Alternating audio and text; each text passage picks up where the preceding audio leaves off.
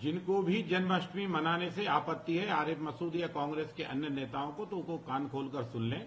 ये भारत का पर्व है। शिक्षण संस्थाओं में जब आप अनिवार्य करोगे तो आपत्ति नहीं होगी। कॉन्स्टिट्यूशन है, संविधान का क्या कर रहा हो? रोज संविधान को रोज रहो। क्या स्कूल कॉलेज में कृष्ण को पढ़ाना अपराध है या कृष्ण जन्मष्टमी मनाना अपराध है? ये अपराध है तो कांग्रेसी और जिन्नाओं की नजरों में है। कोई भी आयोजन छुट्टी जब घोषित कर दी जाती है तो शासकीय आयोजन शिक्षण संस्थाओं में नहीं होना चाहिए। जन्माष्टमी के बदले में ईद मनाना, तो ईद मनाने के लिए कांग्रेस है ना, ईद मनाए, कौन ने मना की है?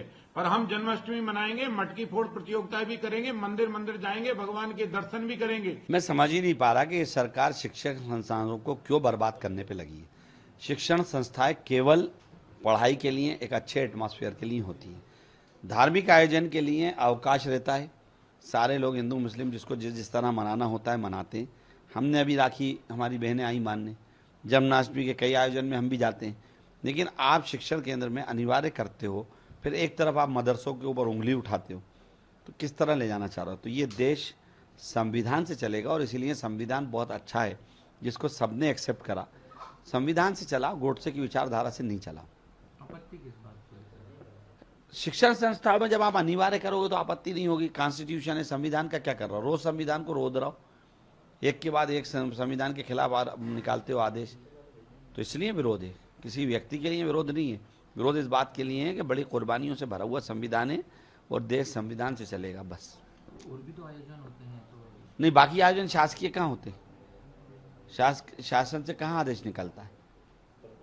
शासन से आदेश अभी निकल रहा है, तो ये आदेश गलत है। आने वाले हो सकता है त्योहारों में और भी निकलें, किसी को आपत्ति ना हो। हम तो उस पर भी ये कहेंगे कि कोई भी आयोजन छुट्टी जब घोषित कर दी जाती है तो शासकीय आयोजन शिक्षण संस्थाओं में नहीं होना चाहिए।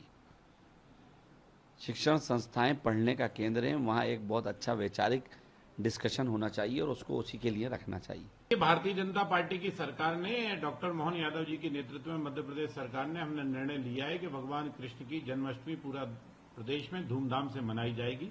जिनको भी जन्माष्टमी मनाने से आपत्ति है आरिफ मसूद या कांग्रेस के अन्य नेताओं को, तो वो कान खोलकर सुन लें। ये भारत का पर्व है। जन्माष्टमी से आपत्ति कांग्रेस को क्यों होने लगी? और जन्माष्टमी के बदले में ईद मनाना, तो ईद मनाने के लिए कांग्रेस है ना, ईद मनाए, कौन ने मना की है?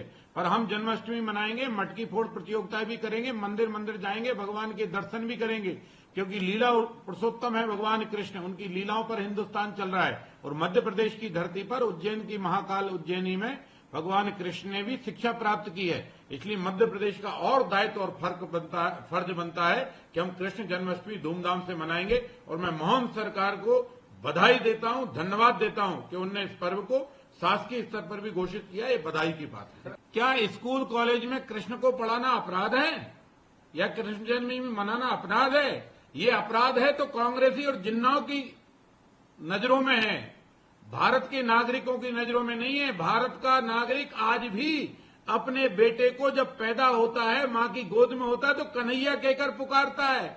मां फक्र करती है, मां गर्व करती है कि मेरा बेटा है, लाल है, कन्हैया है। अरे दादा, कन्हैया मिल तो जाए।